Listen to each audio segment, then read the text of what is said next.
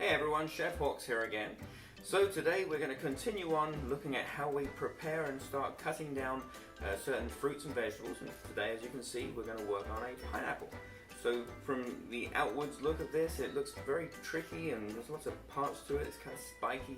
What do we do to make this so that it's a nice edible dish, so that when we're preparing this for customers or guests, that they don't have to worry about any of these parts that are inedible? What can we yield from it? What can we maximize with that yield as well? And what can we do with the rest of it that's not necessarily trash? So let's take a look. So to start off with, we're placing our clean chopping board onto with a towel underneath it. This will make sure that it's not going to move around. We must immobilize that. We don't want to slide around, especially when we're dealing with sharp knives that could injure ourselves if we're not fully locked in. So let's take a look at the pineapple. So this is a very ripe pineapple that I have here. I purchased this more than a week ago. I love my pineapple to be this nice golden kind of color, just so that way I know that it's nice and sweet and tender inside. So generally when you purchase them, you'll get them when they're pretty green. They'll have a sharper acidity to them, so if you prefer that, then that's fine. And so looking at this, so we have the main body of the fruit itself. This is actually made up of all these separate segments. A pineapple is very unusual in the fact that the way it's formed, each of these segments is an individual flower that the pineapple plant produces. Each one is then pollinated and they fuse together as they start to grow to form one single fruit. Whereas if you have something like a tomato or an apple, there's one single bloom that's created, that one's pollinated, and that turns into one single fruit. So pineapple is very unusual in that regard.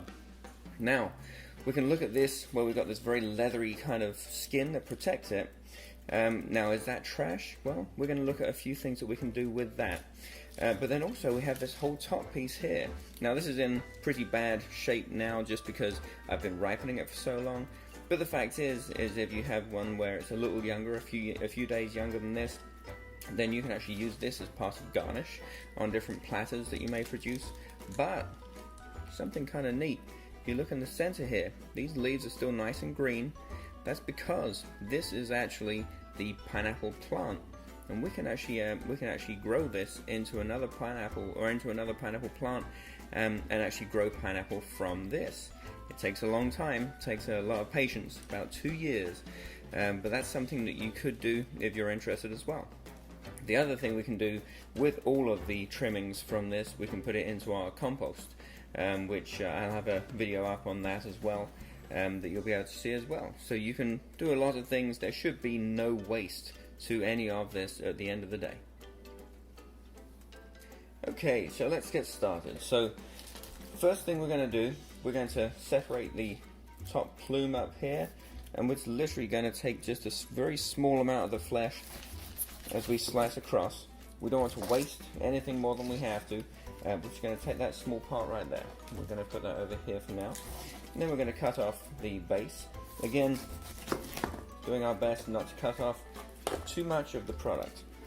And now, as you can see, this is not a flat-sided fruit. It bows out to an extent. And so what we're going to do, we're actually going to cut going across like this. And then we're actually going to go down a little, and then we're going to taper back in again at the bottom. So as you can see, we start at the start here, we come down and we taper at the bottom. And then after that first cut, now we can do some nice small cuts as we go. Just starting off at the top, angling like this at the top, and then going down and tapering in. And just continue going all the way around.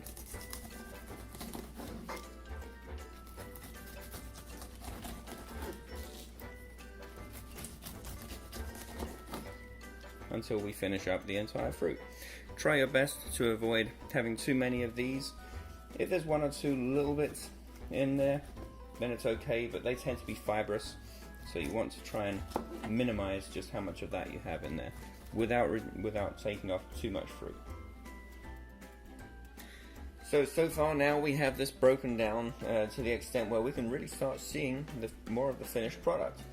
Now with this skin, this leathery skin, there are actually a lot of enzymes that are in this skin, What we can actually do, we can use this to marinate some tougher cuts of meat to actually start to break them down. The enzymes that are in that skin, you can blend that skin down, and you can make a rub all over maybe a piece of beef or a piece of pork. It will actually start to break down the flesh on there. Just be careful not to have it on there too long, because it literally starts to chemically digest and break down that meat. But anyway, so that's a use that we can use for that if we're not going to put it into a compost. So now from here, if we go ahead and cut this in half, and we can see the makeup of this pineapple. So this center part right down here, this is the core. This is very fibrous. It's not inedible, but it's not something that's going to be comfortable to eat. So we generally will not use this part to eat. But these parts fanning on either side, as you can see, the fibers fan out across on the sides. This is the perfect part. This is the sweet, juicy part. So what we're going to do, because this is a round, it's a round core that goes across here, we don't want to remove too much of the actual edible flesh.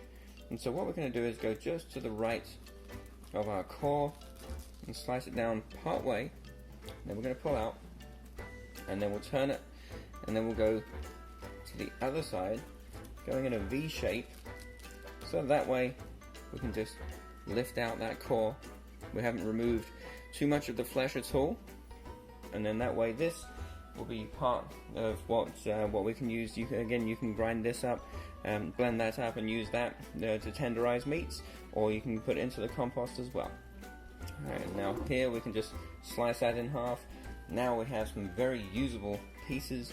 So now, depending upon your presentation that you might want to have, you can slice this. Remember, we always use the claw grip when we're slicing. So we can slice down some pieces of pineapple this way. So say if on your presentation you wanted to be able to fan this out, then you can make a nice presentation fanning them out. Now if it's for a fruit cocktail, then you may just want to slice some pieces down like this, and then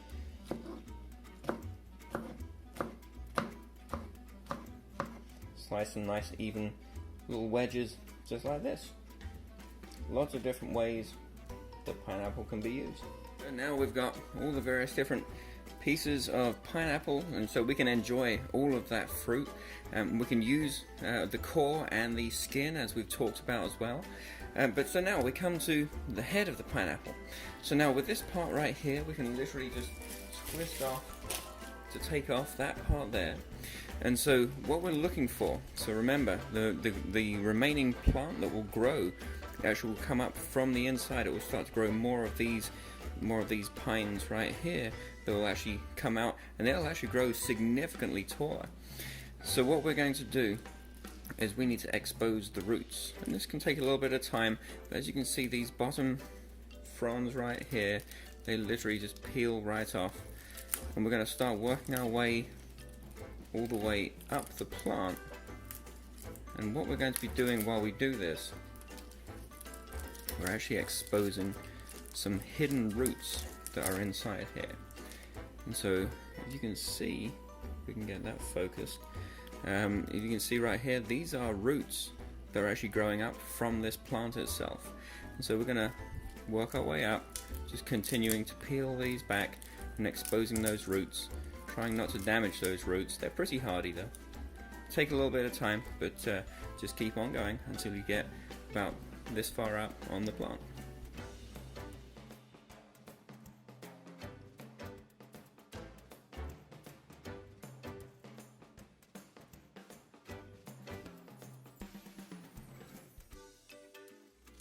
And then we are left with this.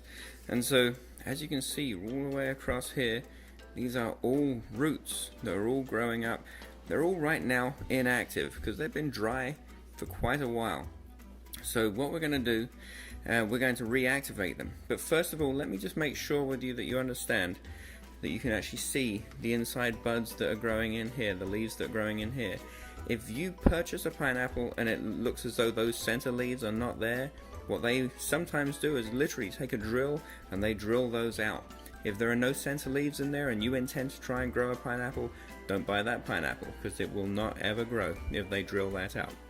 But anyway, what we want to do, we want to actually have it where just these roots are just inside some water. So all I do, I get a jam jar like this, and I'm placing this right down in here.